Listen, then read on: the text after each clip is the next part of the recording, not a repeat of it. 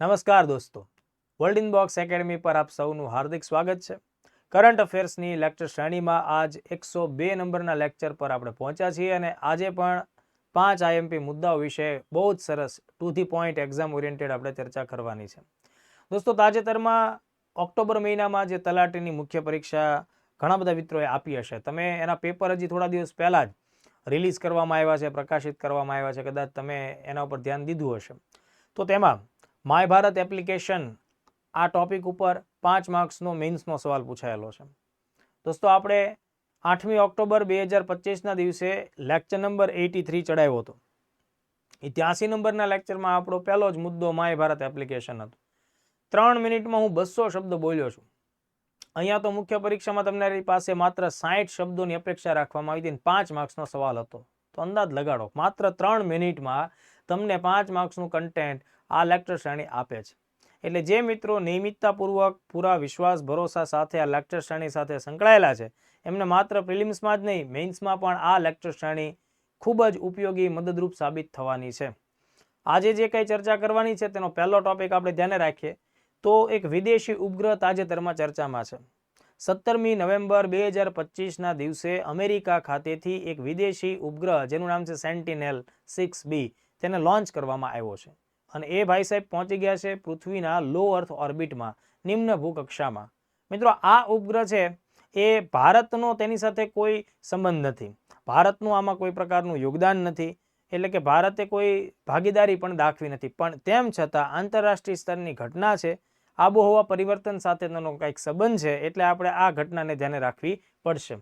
સેટેલાઇટનું નામ શું છે મિત્રો? સેન્ટિનલ-6B. આ તારીખ પરીક્ષા માટે ઉપયોગી નથી. સ્પેસ એક્સ જે કંપની છે એનું ફાલ્કન 9 બ્લોક 5 નંબરનું જે રોકેટ છે તેના વડે આ સેટેલાઇટને લોન્ચ કરવામાં આવ્યો.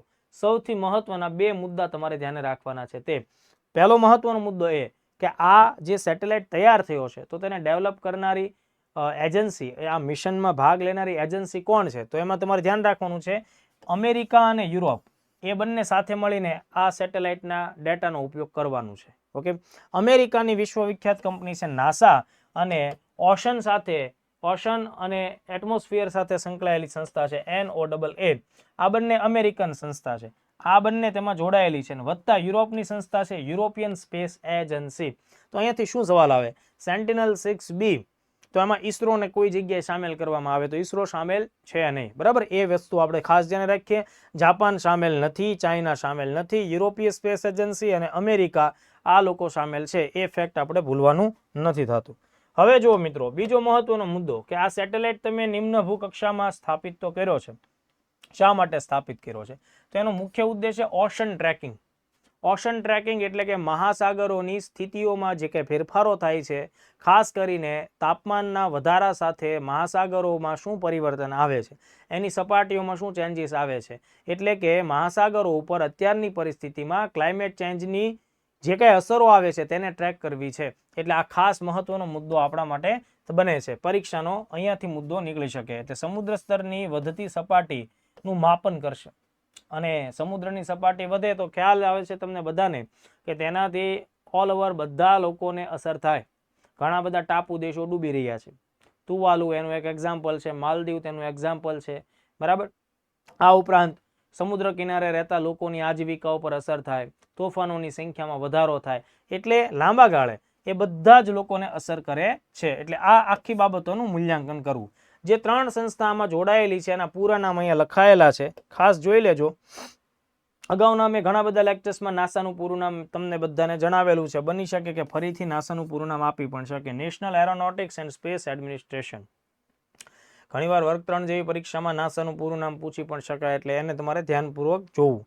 NOAA National Oceanic and Atmospheric Administration અને ESA એટલે યુરોપિયન સ્પેસ એજન્સી. તો 5.5 વર્ષ સુધી આ સેટેલાઇટ કામ કરવાનો છે. ઓકે, તો એ બધી બેઝિક બાબત છે. ખાલી નામ યાદ રાખો, સંસ્થાનો ઉદ્દેશ યાદ રાખો, એટલે ઘણી બધી વાત થઈ ગઈ. ત્યારબાદ બીજો મુદ્દો છે એ biotechnology, medical science, life science જેને કહી શકીએ, જીવ વિજ્ઞાનનો ટોપિક કહી શકીએ અને આદિજાતિ લોકો સાથે સંકળાયેલો મુદ્દો પણ કહી શકીએ, એવો એક ટોપિક છે. ટાઇટલ ખાસ જોઈ લો, બિરસા 101. બિરસા 101 પરીક્ષામાં આપી શકે કે આ બિરસા 101 છે એ શું છે? તો મિત્રો આ એક અતિ આધુનિક કહી શકાય તેવી જનીન એડિટિંગની એક નવી ટેકનોલોજી છે, એક નવી સારવાર પદ્ધતિ છે, જેને ભારતે સ્વદેશી રીતે વિકસાવેલી છે. ભગવાન બિરસા મુંડા 15મી નવેમ્બર એમની જન્મ તારીખ છે, જેને આપણે રાષ્ટ્રીય જનજાતિ ગૌરવ દિવસ પણ કહીએ છીએ. અને એમના જન્મને 150 વર્ષ આ જ વર્ષે પૂરા થયેલા હોવાને લીધે 2025માં આપણે આદિજાતિ ગૌરવ વર્ષ પણ મનાવીએ છીએ, જનજાતિ ગૌરવ વર્ષ પણ મનાવીએ છીએ. તો એમના નામને જ ડેડિકેટ કરતી આ નવી વૈજ્ઞાનિક સારવાર પદ્ધતિ છે, એટલે કે બિરસા 101. બરાબર, જનરલી એને બિરસા 150 આપ્યું હોત તો વધારે સારું રહેત, કારણ કે 150 વર્ષે પૂરા થાય છે, તો એ રીતે કનેક્શન થાય. પણ આ મારો અંગત મત છે, ભારત સરકારે બિરસા 101 નામ આપ્યું છે. તો જો દોસ્તો, આ એક અત્યારની મેડિકલ પદ્ધતિ છે, જેને સ્વદેશી રીતે CSIR સંસ્થાએ વિકસિત કરેલી છે. ખાસ કરીને જે સિકલ સેલ એનેમિયા ની બીમારી છે, જે મોટા ભાગે આદિજાતિ લોકોમાં જોવા મળે છે, આ એક વારસાગત વંશાનુગત રક્ત વિકાર છે. બરાબર, કે જેમાં રેડ બ્લડ સેલનો આકાર બદલાઈ જાય છે. જે સામાન્ય રીતે ગોળાકાર હોય એની જગ્યાએ અર્ધચંદ્રાકાર થાય, અને તેના લીધે જે તે બીમાર કે રોગી લોક છે, વ્યક્તિ છે, તો તેને ઘણા બધા પ્રશ્નો સર્જાય છે.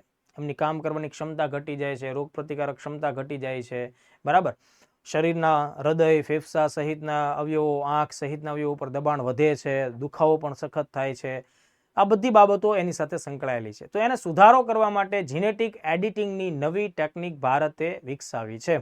ઓકે, એટલે એને ધ્યાનમાં રાખીને બધી ચર્ચા આપણે કરવી પડશે. તો આ શું છે ભાઈ? તો કે ભાઈ તાજેતરની મેડિકલ ફિલ્ડમાં ભારતને મળેલી સ્વદેશી સફળતા છે. એટલે એક ફેક્ટ યાદ રાખશું. કોના માટે છે? તો કે આનુવંશિક બીમારી સિકલ સેલ એનિમિયા. બરાબર, સિકલ સેલ એનિમિયાના નિરાકરણ માટે, તેના સુધારા માટે ભારતે વિકસાવેલી જીન થેરાપી, જીનેટિક એડિટિંગની આખી પદ્ધતિ છે, જેને આપણે જીન થેરાપી કહીએ છીએ. એની વિશેષતા શું? તો કે ભારતની આ ભારતની સૌપ્રથમ સ્વદેશી રીતે વિકસિત કરાયેલી પદ્ધતિ છે. અને આ પદ્ધતિમાં વિશ્વવિખ્યાત એક ટેકનિકનો સમાવેશ થાય છે, વિશ્વવિખ્યાત એક પદ્ધતિનો ઉપયોગ થાય છે, જેને આપણે CRISPR-Cas9 પ્રણાલી પણ કહેતા હોઈએ. આ CRISPR-Cas9 પ્રણાલી મિત્રો પરીક્ષામાં ભૂતકાળમાં પૂછાયેલું છે. આ CRISPR-Cas9 પ્રણાલી છે મિત્રો, એ સજીવના જીનેટિક એડિટિંગ માટે વપરાતી પદ્ધતિ છે, જેમાં આપણા DNA માંથી કોઈ ચોક્કસ પ્રકારના જીનને કટ કરી અને બીજી કોઈ જગ્યાએ એડિટ કરવા હોય, ચોંટાડવા હોય, એટલે કે એને ફરીથી સાંધવા હોય, તો એ કામ આ ટેકનિકલ ટૂલની મદદથી થઈ શકે છે. એટલે આ એ પ્રકારની જીન એડિટિંગની કાતર કહેવાય. એટલે પરીક્ષામાં ખાસ ધ્યાન રાખજો, CRISPR-Cas9 અથવા CS9 જે પદ્ધતિ છે, બરાબર, તેને જીનેટિક એન્જિનિયરિંગની કાતર તરીકે પણ ઓળખવામાં આવે છે. જીનેટિક એન્જિનિયરિંગ સાથે આ આખી સિસ્ટમ સંકળાયેલી છે. બરાબર, જે શું કરશે? તો કે ભાઈ DNAના કોઈ પણ ચોક્કસ ભાગને, કોઈ પણ ચોક્કસ જીનને ચોક્કસ જગ્યાએથી કાપી અને બીજી જગ્યાએ લગાડી, એટલે કે બદલવા માટેનો ઉપયોગ કરવામાં આવે છે. જનરલી આ પ્રકારની પદ્ધતિ કુદરતી રીતે બેક્ટેરિયામાં જોવા મળતી હોય છે. બેક્ટેરિયા અલગ અલગ પ્રકારના વાયરસથી બચવા માટે એ જીન એડિટિંગ સ્વયંભૂ કરતા હોય, અને એના અભ્યાસથી જ વૈજ્ઞાનિક લોકોને આ પદ્ધતિનો વિચાર આવેલો છે. તો આ CRISPR-Cas9 પદ્ધતિ છે મિત્રો, એની શોધ બદલ વર્ષ 2020માં, આ ધ્યાન રાખજો, વર્ષ 2020માં રસાયણ વિષયમાં, રસાયણના ક્ષેત્રમાં નોબેલ પુરસ્કાર 2 વૈજ્ઞાનિકોને આપવામાં આવેલો છે, એમેન્યુએલ ચાર્પેન્ટિયર અને જેનિફર ડોડેના. બરાબર, બંનેના નામ અહીંયા મેં લખેલા છે, ચાર્પેન્ટિયર અને ડોડેના. એ નામ આપણે યાદ રાખીશું. ઓકે, ચાલો હવે જુઓ, આટલા મુદ્દાઓ આપણે ખાસ સમજી લેવાના છે. આમાંથી 100% પ્રશ્ન આવવાના ચાન્સ છે. બહુ જ મહત્વનો મુદ્દો છે. આ બિરસા 101 નામની જીનેટિક એડિટિંગની પદ્ધતિ ભારતમાં સ્વદેશી રીતે વિકસાવી, તો એ કઈ સંસ્થા છે જેણે આ પ્રકારની મહત્વપૂર્ણ સફળતા પ્રાપ્ત કરી? તો કે CSIR. આ CSIR બહુ જ મહત્વપૂર્ણ સંસ્થા છે, council of scientific and industrial research. મિત્રો, આ સંસ્થાએ ભારતમાં અનેક જગ્યાએ લેબોરેટરીની સ્થાપના કરી છે, અનેક જગ્યાએ નાની મોટી પ્રયોગશાળાઓ સ્થાપી છે. તો CSIR ના નેતૃત્વ નીચેની જ દિલ્હીમાં આવેલી સંસ્થા છે, institute of genomics and integrative biology, Delhi ખાતે આવેલી છે.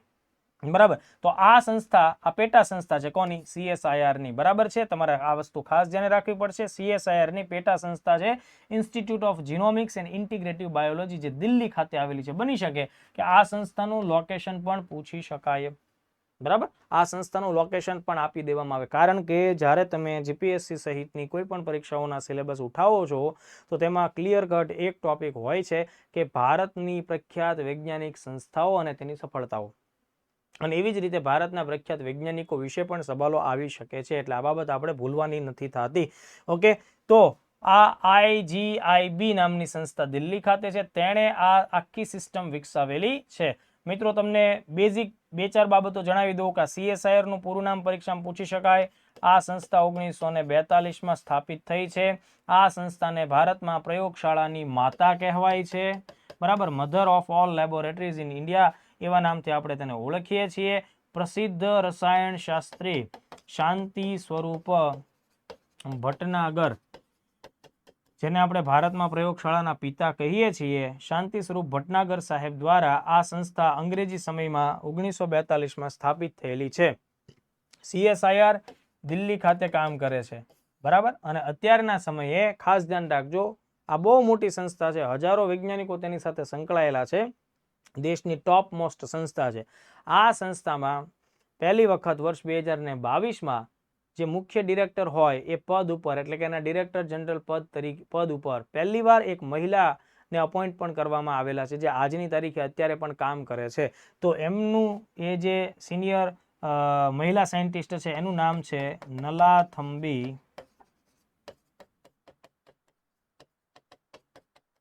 કલાઈસેલ્વી. DYSO પ્રિલિમ્સમાં પૂછાયેલું નામ પણ છે, CSIR ના વડા, તો નલાથમ્બી કલાઈસેલ્વી. તો આ એક મહિલા છે, મહિલા વૈજ્ઞાનિક, અને એ આટલી મોટી સંસ્થાને હેન્ડલ કરે છે, જેની અંતર્ગત દેશના હજારો વૈજ્ઞાનિકો કામ કરે છે. તો આ આખી બાબત થઈ. હવે જો દોસ્તો, આ જે સિકલ સેલ બીમારી માટે આ સ્પેશિયલી બિરસા 101 પદ્ધતિ વિકસાવવામાં આવી છે. તો આનુવંશિક બીમારી છે, મતલબ હેરિડેટરી, એક પેઢીને હોય તો એનાથી આગળ જન્મતા બાળકોને પણ જોવા મળે. મુખ્યત્વે તેમાં શું થાય છે, લાલ રક્તકણો, એટલે કે જે રેડ બ્લડ સેલ RCB હોય એનો આકાર ગોળાકાર નોર્મલી હોય એની જગ્યાએ અર્ધચંદ્રાકાર થઈ જાય છે, અને એના લીધે બ્લડનું સર્ક્યુલેશન, રોટેશન, એ બધી વસ્તુઓ બાધિત થાય છે. પણ એની અસર શરીરના બાકીના અવયવો ઉપર પણ થાય છે. શરીરના અવયવોને ચોક્કસ પ્રકારમાં જરૂરી માત્રામાં ઓક્સિજન મળતો પણ નથી, અને કાર્યક્ષમતા ઉપર અસર થાય છે. એટલે આ બધા મુદ્દા તમારે થોડા ધ્યાને રાખી લેવા પડશે. ચાલો, તો આઈ થિંક કે આ આખા ટોપિકમાંથી આવતો સવાલ તમને લોકોને આવડશે. હવે જુઓ, જે આપણે CRISPR-Cas9 વિશે વાત કરીને, તો આના ઉપર 2019માં UPSC એક સવાલ પૂછેલો છે.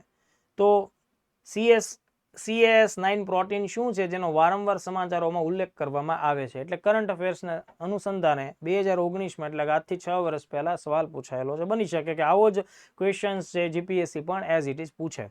4 ઓપ્શન છે.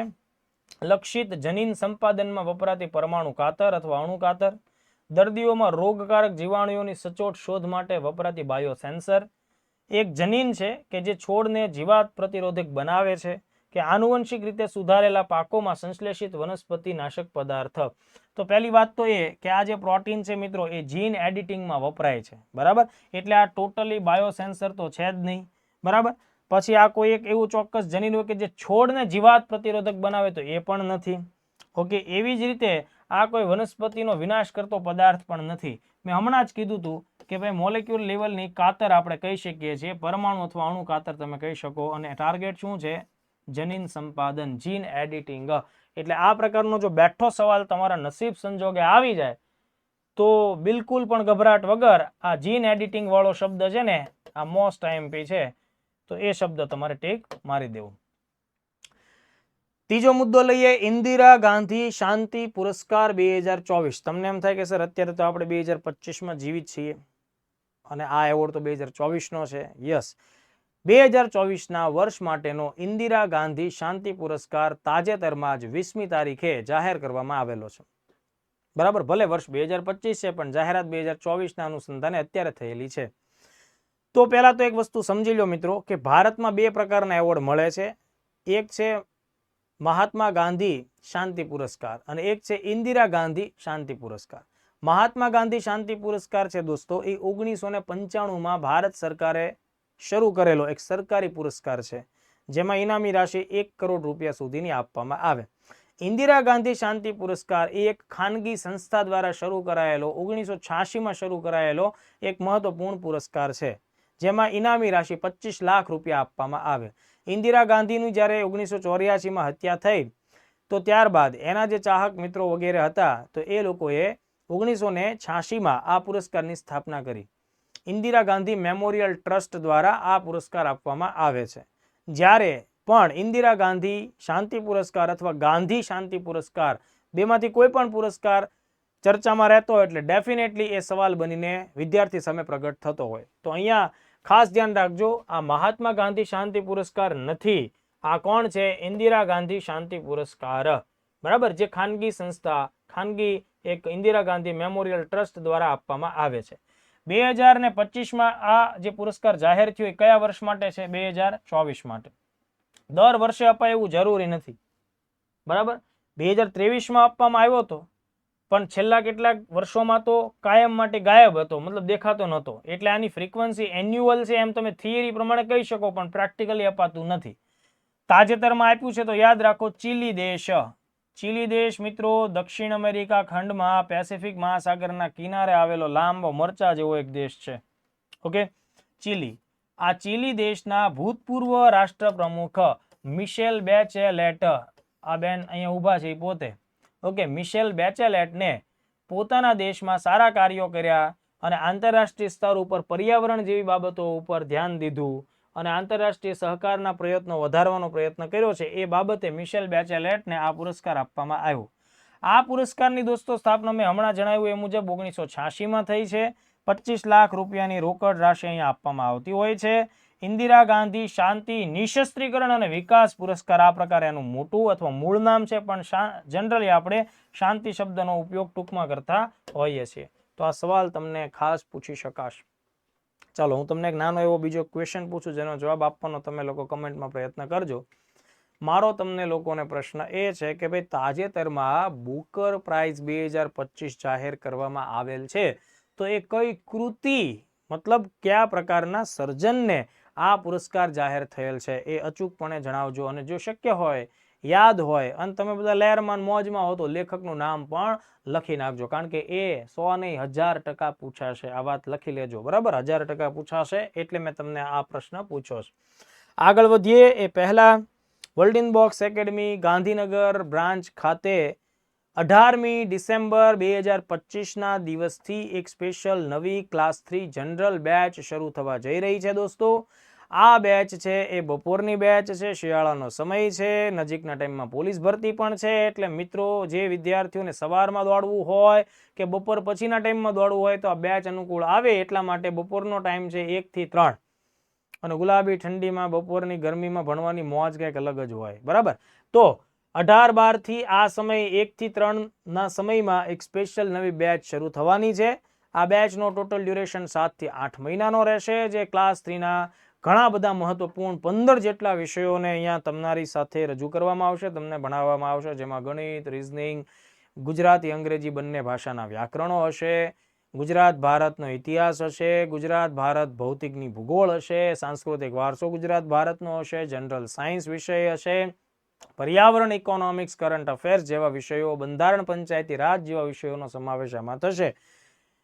સમગ્ર ગુજરાતની બેસ્ટ ફેકલ્ટી ટીમ અહીંયા કામ કરશે. અને જે મિત્રો 17 ડિસેમ્બર સુધીમાં એડમિશન ક્લિયર કરાવશે તો એમને વિશેષ ડિસ્કાઉન્ટ પણ મળવા પાત્ર થશે. નિઃશુલ્ક લાઇબ્રેરીની સુવિધા, પોલીસ ભરતી આવે ત્યારે ફ્રીમાં ફિઝિકલ ટ્રેનિંગની સુવિધા પણ મળવા પાત્ર થશે અને ડિજિટલ મોબાઈલ એપ્લિકેશન કોર્સ પણ અવેલેબલ રહેશે. તો આ વિગત તમારા મિત્રો સાથે અને અન્ય રિલેટિવ્સ લોકો સાથે પણ શેર અચૂકપણે કરજો. ગુજરાતમાં વાઘની હાજરી કન્ફર્મ કરી દેવામાં આવી છે. દાહોદ જિલ્લામાં રતનમહલ કે જે રીંછ માટે બહુ પ્રખ્યાત વન્યજીવ અભયારણ્ય છે, ત્યાં વર્ષ 2025માં છેલ્લા 9 મહિનાથી વાઘભાઈએ રેગ્યુલરલી ધામા નાખ્યા છે, બરાબર? એટલે વાઘની પરફેક્ટલી 9 મહિનાની હાજરી વન વિભાગે નોંધી છે અને એની ઉપર ખાસ નજર રાખી છે. મિત્રો ગુજરાતમાં સિંહ અને દીપડાની હાજરી તો છે જ, પણ હવે એ ત્રીજું મોટું શિકારી મહત્વનું પ્રાણી વાઘ પણ ગુજરાતમાં પરમેનન્ટ થાય એવા લક્ષણો આપણને જોવા મળી રહ્યા છે. 1989માં એવું કહેવાય છે કે 1989માં વાઘ છેલ્લે હતા, એ પછી ત્યાંથી એક્સટિંગ થઈ ગયા ગુજરાતના વિસ્તારમાંથી અને ત્યાર પછી 3 દાયકાનો સમય વીતી ગયો છે અને પછી ફરીથી મધ્યપ્રદેશમાંથી કેટલાક વાઘ જાણે કે ગુજરાતમાં કેમ શનિ રવિની મુલાકાતે આવતા એવી રીતે આવતા રહેતા હતા સમયાંતરે ક્યારેક ક્યારેક દેખા દેતા હતા પણ છેલ્લા 9 મહિનાથી પરમેનન્ટલી એક વાઘની હાજરી આપણને જોવા મળી છે એટલે કે ભારતમાં અત્યાર સુધીમાં 18 રાજ્યોમાં વાઘની હાજરી ગણાય છે તો ગુજરાતમાં જો પરમેનન્ટ એની હાજરી સ્થાયી થઈ જાય એટલે 19મું રાજ્ય પણ અત્યારના ધોરણે લાગુ પડશે તો આ બાબત આપણે ખાસ ધ્યાન રાખવી પડે અહીંયાથી સીધો સવાલ આવે કે ભાઈ આ વાઘભાઈની હાજરી તમને કયા જગ્યાએ મળે છે દાહોદ જિલ્લામાં રતનમહલ વન્યજીવ અભયારણ્ય તો આ ફેક્ટ આપણે ખાસ ધ્યાને રાખીશું સિંહ દીપડા ઉપરાંત વાઘભાઈની પણ રોયલ એન્ટ્રી અહીંયા જોવા મળે છે તો આટલા ફેક્ટ્સ તમે લોકો ખાસ ધ્યાને રાખી લો સ્લોથ બિયર માટે તો ઓલરેડી રતનમહલ પ્રખ્યાત જ છે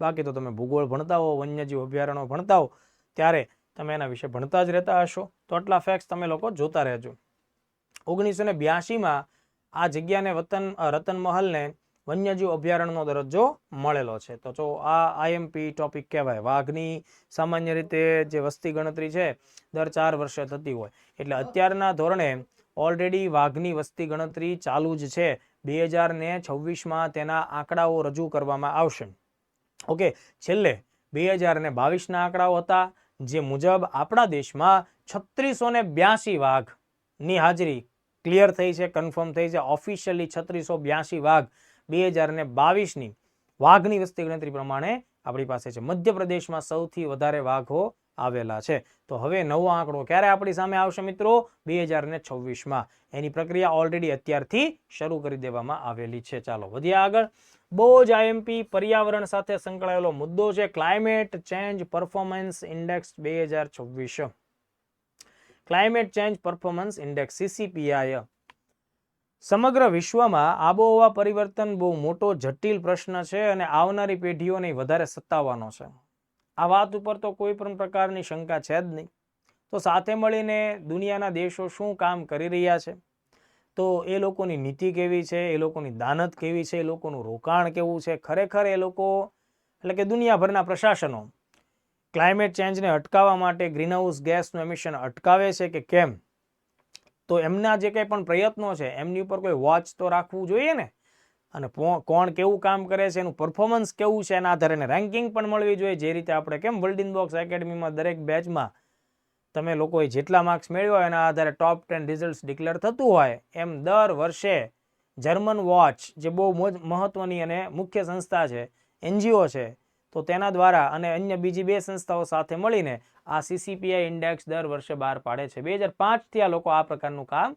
કરે છે તો એમણે તાજેતરમાં એક રિપોર્ટ આપ્યો છે અને આ રિપોર્ટ એવો છે કે એ ખૂબ આવશ્યક છે તમારા પરીક્ષા માટે પ્રશ્ન આવશે જેમાં કોઈ બેમત જ નથી બરાબર તો એ બધી બાબતોને આપણે સમજવાનો પ્રયત્ન કરીએ વિવિધ દેશો દ્વારા આબોહવા પરિવર્તનને અટકાવવા કે સામનો કરવા માટે જે પ્રયત્નો થયા છે બરાબર એનું મૂલ્યાંકન રિપોર્ટ છે પ્રકાશકો કોણ છે તો કે જર્મન વોચ આ મુખ્ય સંસ્થા વત્તા એના બીજા 2 પાર્ટનર સંસ્થા છે ન્યૂ ક્લાઇમેટ ઇન્સ્ટિટ્યૂટ અને climate action network international climate action network international જેને ટૂંકમાં આ કેન ઇન્ટરનેશનલ એવા નામથી પણ ઓળખી શકાય પહેલી વાર આ રિપોર્ટનું પ્રકાશન ક્યારે થયું 5માં દર વર્ષે આવે છે ઓકે જનરલી 63 દેશો અને યુરોપિયન યુનિયન ને આ રિપોર્ટમાં સામેલ કરવામાં આવે કારણ કે આ 63 દેશો અને યુરોપિયન યુનિયન સાથે મળીને વિશ્વમાં 90% ગ્રીનહાઉસ ગેસનું ઉત્સર્જન કરતા હોય છે